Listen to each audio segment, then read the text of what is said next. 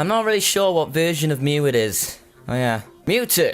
We're going back to retro times where Mewtwo is indeed high on my list, and this is no accident. This isn't nostalgia or anything, I just really love its design, and what am I concept. I feel like Mewtwo has more to give compared to its Mew counterpart. Being the ancestor and all means that everyone evolved to eventually be better than you. Especially this little Caterpie. Shame on myself for thinking such things. And its Mega Evolutions, well, you've got a choice between Marge and Mare. It's okay. And somewhat cool, despite now having its tail develop a boner. That's all I have to say about them. So Mewtwo in its base form is generally a special attacker. You can have it for attack, with some speed to boost, and it still will be in the Uber tier. Or you get the Mega X, which caters more to its attack, or its Mega Y, which caters more to its special attack. The defenses are pretty even for X, and then the defenses are more towards special defense for Y. So I'm just going to point out the Mega Evolutions battle sets, because for the special attacking routes, it's definitely the same as choosing regular Mewtwo. So for a special attacker, you'll either need a Life Orb, or if you are going to go with Mega Mewtwo, then have the Mewtwo Knight Y, obviously. Choose a little bit of Psy Strike, as it's the dominating move that sends your opponent flying, and eventually turns into a physical masterpiece. Focus Blast for that added bit of power, then Ice Beam, Shadow Ball, or Electro Ball, and then Fire Blast, Taunt, or Calm Mind, depending on if you want to go all out, or you want to keep on building up your pressure to deal to the other opponent. If you do want to go for a physical attack route though, there's no choice about it, Mewtwo Knight X, with Low Kick, Taunt, Earthquake, and Ice Punch or Stone Edge. So Mewtwo is a part of the Mew duo because of their similar genetic structure, and Mewtwo is basically an enhanced clone of Mew, which means it's better in every single way. Now, you can either go for cuteness and big feet, or ferocious and tiptoe feet. You can find how Mew is mentioned in journals found in the Pokemon Mansion on Cinnabar Island, and how it was the first mythical Pokemon. I guess God doesn't count. So yes, Mewtwo is a clone, and because it was too powerful, it escaped from the Pokemon Mansion, destroying it, which is why it's left in ruin by the time you get there, and then further lives in isolation. The Pokédex entries will further enhance the knowledge that it is a vicious psychic Pokemon created by genetic engineering. Cold, glowing eyes strike fear into its enemy. To be honest, it looks like it has more of a pouty face. Good kitty. Battle abilities raised to the ultimate level, far beyond that of a Super Saiyan. It would basically be a match between Mewtwo and Dark Phoenix. It remains motionless to conserve energy, which is why it requires no disturbance within its cerulean caving, and sadly they failed to endow Mewtwo with a compassionate heart. Well, it was too powerful and went into a cave. How can you not call that compassionate? It doesn't destroy anyone. Origin-wise, it has some feline characteristics. Its body structure looks more like gene splicing, or recombinant DNA, which are DNA molecules formed by laboratory methods of genetic recombination to bring together genetic material from multiple sources, creating sequences that would not otherwise be found in the genome. It's also based on an alien. Petwar! Any word beginning with V, share in the comment section below. Victini! It looks to be the most joyful out of all the vicious legendaries that invigorate their every being. It hasn't been around for a vast number of years, but it does have its ways of violating the competition, such as appearing as number 0 on the Unova Pokédex, making a peace sign representing valor and vitality, and it's a shame I haven't used it enough in my Wi-Fi battle videos, because for such a small guy, packing instant victory is vital, except when you lose, and that would be very unlucky. Victini in battle I'd describe as highly volatile. Its ability Victory Star is not as strong as Compound Eyes, but it increases the accuracy of all allies by 10%. You can make it vicious by holding a choice band, then have its individual move V-Create, which you know, only has 180 battle power, as well as Bolt Strike, only has 130, Zen Headbutt or Brick Break, and U-Turn. I haven't used Victini yet, but I really should. It sounds like a really fun Pokemon to use. And here's hoping that I can make people vent their frustrations. In Legend, Victini is a bit unusual. Basically, it's the embodiment of victory. It is said that a trainer with Victini will win anything, no matter what. So if I get it to sit by the side of me whilst I'm betting, anything's possible. But in Pokemon Black and White, when you have a Liberty ticket and you take a boat to the Liberty Garden, it is revealed that Victini exists in the basement of a lighthouse. It was sealed there by a wealthy person in order to protect it from people with bad intentions. So now I have it. Make me as badass as Vin Diesel, so it can create an unlimited supply of energy inside its body, which it shares with those who touch it. Eat the flames, Natsu. There's a good boy. It appears to be based on the Usagi Ringo star.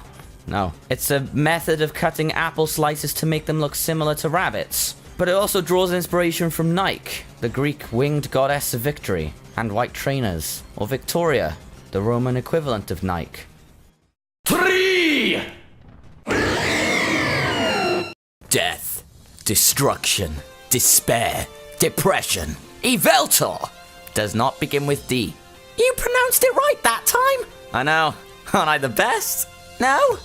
I can accept non-believers. Granted, Xerneas would be the stronger Pokemon, but I said before that we're not looking to make these Pokemon face off in battle because that would be stupid. Unless it's the anime and then they're a match for each other. Yveltal just has this intimidation Avion from Shadow of the Colossus look, who, in fact, based on its face, doesn't try too hard to be a badass. It just is. So Yveltal is more of an offensive Pokemon, picking up from where its HP left off, considering if it's down at 1 HP. Then you give it a Life Orb or Black Glasses to enable the opponent to deal with it, giving it the moves Dark Pulse, Oblivion Wing, another Shank which enables him to draw HP from his opponent, Sucker Punch, it's already got Dark Pulse. Apparently it's just to help it overcome its average speed, with it being the strongest priority move in the game. There is Toxic in its other moveset, but this is for a strong Life Orb Black Glasses thing. But finally you want Heat Wave or Focus Blast. So in the folklore, Xerneas has the power to share eternal life, while Yveltal absorbs the life force of everything around it. Imagine being stuck in between these two. You would probably see dead people. Xerneas sleeps in the form of a tree. Yeah, because that worked so well in The Lord of the Rings. Whilst Yveltal sleeps in the form of a cocoon. Yeah, that makes more sense. So yes, I've discussed Yveltal in a previous disturbing Pokemon list, to which here, its wings and tail feathers spread wide and glow red, and absorb the life force of living creatures. This also happens when its life comes to an end. And you may be asking, why do you still like this Pokemon? It's gonna kill you. Yeah, well, it's gonna kill you too. No point in just throwing me under the bus. It appears to be based on the letter Y. Really? I mean, Xerneas doesn't even look like an X. No, it's okay. You know, you got the wings and the tail. It's fine. Similarity to the long-tailed widow bird. The giant... Oh, not this shit again. There's not even a play button! Alright, can I just say its actual meaning? Corpse Swallower. Norse mythology. Reisvelga! I think that's how I say it in an aggressive German tone. Reisvelga. Say it slower! Reisvelga! Achoo! Someone taking the piss out of me outside. Alright, takes the form of an eagle and sits at the end of the world, creating wind as it flaps its wings. It may be based on the hawk. I hate my job. According to the Poetic Edda, the unnamed eagle resided at the top of the world tree. Yggdrasil, I could say that. I think I said that right. Personification of the Black Death. Okay, that's more simplified. The avian-like costumes worn by plague doctors who tended to the sick before discovering the boils on themselves and trying to rub frogs' legs over everyone because they thought that would work. Carrion birds, carrion birds, whatever. Crows, vultures. I'm hopeless. I can't even say stuff like that. I'm gonna pass on the wyvern idea because I haven't heard that much. Die! The Pokemon with the biggest hissy fit in the world. Giratina. It's the Pokemon that receives somewhat of a different kind of treatment in Pokemon. It's not necessarily better than Dialga or Palkia. It just picks up from where they left off. With its two forms, you essentially get two sides of the same coin because there's a lot to love in both. Leading on to its color scheme making it all the more enjoyable when it makes one of the most shocking appearances in all of Pokemon. And as it makes a shocking appearance, it then goes on to tell you that it definitely means business, with the way things are looking all the way in the distortion world. So with it having an origin form and all, you've got to keep in mind that to get its origin form, you needed to already hold the Grisius Orb. Well, the Grisius Orb, if you want to rub grease on it. The big difference between the forms is that the altered form is more catered to defense, whilst the origin form is more catered to attack. So, for a good wall, You obviously need a leftovers for that, with Will-O-Wisp or Toxic, Roar or Dragon Tail, Rest, and Sleep Talk. Honestly, this is one of the best Pokemon to do it, which is why it exists in the Uber region. Now, if you want to have its Graciosaurb boost its same type attack bonus moves, then you've got Defog to clear those entry hazards, Shadow Sneak, Dragon Tail, and Shadow Force or Earthquake. Generally, it might be better to go with the altered form, just because you have that extra leftovers to help you out. In the Legends, Giratina is part of the Creation Trio, a trio consisting of Dialga of Time, Palkia of Space, and Giratina of Antimatter. And Cyrus wants to use them to destroy and then remake the universe without spirits. Furthermore, Giratina actually lives on a world on the reverse side of ours. I know it's apparently rumored, but we've seen it ourselves, so. And it also appears in an ancient cemetery, which I assume is Turnback Cave from Diamond and Pearl. However, Giratina is somewhat the violent type. But I don't know why it was violent, that's another mystery. So it gazes upon the old world from the distortion world. Sorry, Giratina, sorry you have to put up with such bullshit. It may be based on Seta, which is a giant centipede from the Japanese fairy tale My Lord Bag of Rice. I sprinkle you on my head, and feast the light on my noggin. No, it's said to prey on dragon hatchlings and be as large as a mountain. Its altered form possibly based on a basilisk, and its origin form on a serpent, because a legendary based on a serpent. That's high tech. There's other such things as a scorpion stinger or spider legs, also an amphetamine, or a European dragon. Also, it's confirmed that Giratina and the Distortion World were created to be personifications of antimatter. Antiparticles which have the same mass as particles of ordinary matter, but opposite charges. That's as much as I know in chemistry. So people can say it's based on Satan. I have doubts in my mind, you know. It's not likely that they're ever going to represent hell in a Pokemon game. I'll leave it open to debate. Sonan Redevis. Kyurem is unbelievably monstrous, and I like that. Out of his fusion forms, I like the Reshiram version better, because it looks a bit more cunning. I have a bit of a different opinion when it comes to Hoopa. A lot of people say it looks stupid. Based on what it is designed from, I don't think it looks all that bad. It looks quite mischievous. For a legendary, it's just a bit of a different mix that Pokemon added in. Celebi, very close. A little pixie-like thing guarding the forests, searching for the true forests, only appearing when you're good enough. Arcanine, because it says it's a legendary Pokemon. Tee. And last but not least, Keldeo. See, to me the Swords of Justice seem a bit too mature. That's that Pokemon that tries a hell of a lot more to succeed. They're already established, so they're more or less mentors.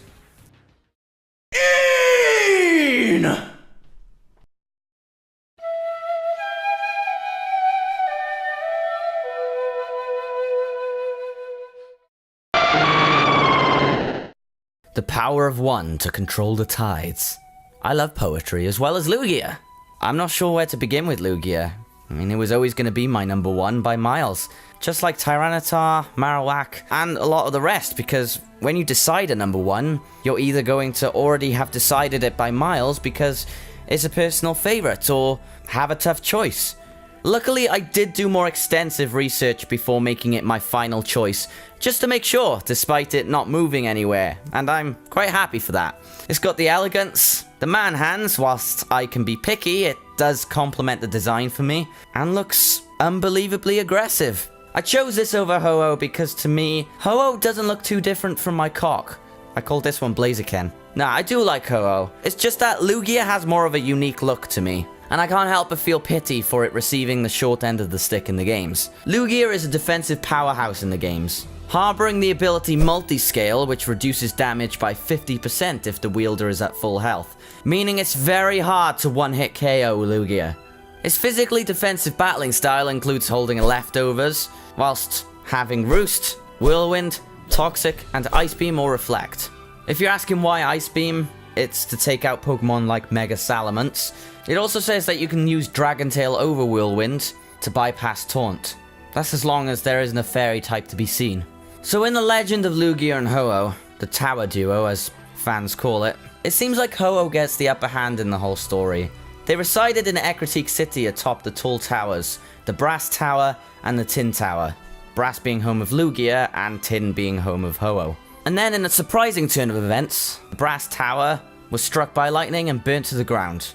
They both flew away, but Lugia resolved to make its new home in the Whirl Islands, whilst Ho-Oh searches the world for a pure-hearted trainer.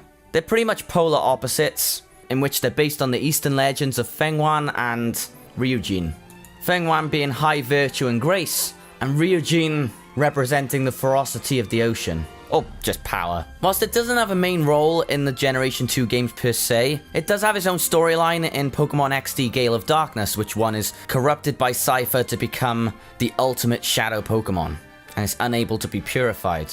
So Ho-Oh is the creator of the legendary beasts, it searches for a great trainer, and thus is like the empowerment of all. Which is why I feel like Lugia is kinda missing a lot. It can do all that, I believe so. It just chooses not to. And this is where I mentioned before about the burnt tower. It's said that it quietly spends its time deep at the bottom of the sea because its powers are too strong. What if it was actually Lugia that burnt down the Brass Tower? I'm not saying that Lugia did it on purpose, but maybe there was some sort of threat that angered Lugia, and thus in a rage, Lugia caused its own home to be destroyed. So because of this outburst, it thought, I'm a bit too dangerous to be around here, I have to be somewhere else, where I'm away from hurting anyone. So that's why I say Lugia isn't a violent Pokemon. As in the Crystal entry, it says it has the incredible ability to calm raging storms. That's what makes Lugia incredibly unique to me. It doesn't possess this solid legend to it. It's this Pokemon of high power with its own storyline. And to answer anybody's questions, to say that the hands look stupid, yes, they're actually wings. I'm pretty sure people knew that. I'm guessing it's so that it can swim better, but in the Ruby and Sapphire Pokedex, it says that Lugia's wings pack devastating power. The light fluttering of its wings can blow apart regular houses, oh boy. Even in Diamond and Pearl, it goes on to say that it can cause a 40-day storm, which it then needs to fix. So it says that Lugia's tendency for being underwater represents Plesiosaurs. There you go, Ryujin, where its shiny colors are the same colors as the coral Ryujin's palace. I mentioned this before, didn't I, that it's based on a beluga whale, sort of. I think the anime caught on to this, with this whole that. I'm not sure about the Stegosaurus thing though, because that seems a bit too far-fetched. Nah, I won't go with that. Sorry. Nope. So these lists are over and done with, that's great, awesome. I won't be showcasing my overall top Pokemon in this video, as I have an entire After Effects thing to do for a separate video, displaying my top 70 or 75 Pokemon. So if this SD card won't stopping automatic. So look forward to that video, which will be broadcasted next week. So thank you for watching this video and all the other videos. I have set up a playlist by request, so that people can view all the Pokemon countdowns that I've done. I think I'll include the disturbing ones in there as well, and the derpy ones that I've done in the past. With that said, you can follow me on Facebook, Twitter, Tumblr, everywhere else, my non-gaming channel, and my cover channel, and my gameplay channel, and my space channel, and my cooking channel, and no, those ones are fake. Okay, see ya, lights out.